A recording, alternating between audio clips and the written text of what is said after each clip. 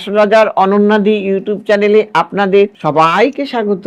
দেখুন, আমরা এমন অনেক কিছু জানি না। যেমন ধরুন, আমাদের রান্নাঘরে অনেক কিছুই আমরা ব্যবহার করে থাকি, কিন্তু এমনই একটা জিনিস যেটার দ্বারা আমাদের কিন্তু ব্যবহারের দ্বারা আমাদের নানা উপায় করলে পরে ভাগ্যের দরজা খুলে যাবে। সেটা কি? শাস্ত্রে বলা আছে চাকি বেলনির মধ্যেও কিন্তু আমাদের সুখ সমৃদ্ধি লুকিয়ে থাকে। কাজেই যদি আমরা উপায়গুলো জানতে পারি তাহলেই কিন্তু আমাদের ভাগ্যের দরজা খুলে যাবে। কেমন? শনিবার রাতে চাকির উপর 2 ফোঁটা সর্ষের তেল দিয়ে উল্টো করে রেখে দিলে কিন্তু এর ফলে লক্ষ্মী স্থায়ী হতে শুরু করবে এবং আটকে থাকা অর্থ দ্রুত পাওয়া যাবে। যদি কিনা শনিবার রাতে চাকির উপরে আমরা 2 ফোঁটা সর্ষের তেল দিয়ে এটা উল্টো করে রেখে দিই, এর ফলে ঘরে মা লক্ষ্মী স্থায়ী হতে শুরু করবে এবং অনেক দ্রুত অর্থ আসবে।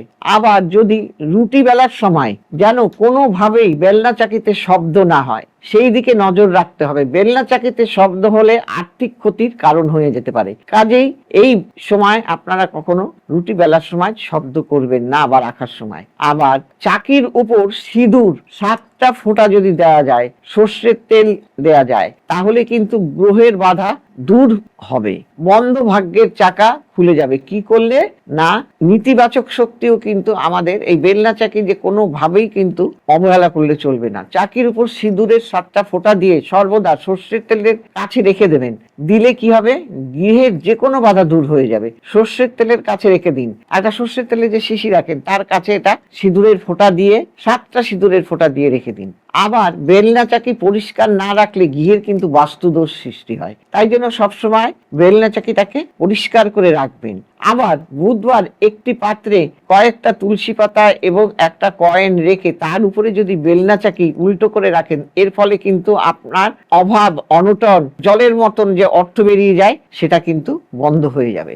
আবার বেলনা চাকি ব্যবহারের সময় গ্যাস ওভেনের কাছে রাখলে হবে না। সেই কারণে কখনোই আপনারা বেলনা চাকি গ্যাস ওভেনের কাছে রাখবেন না।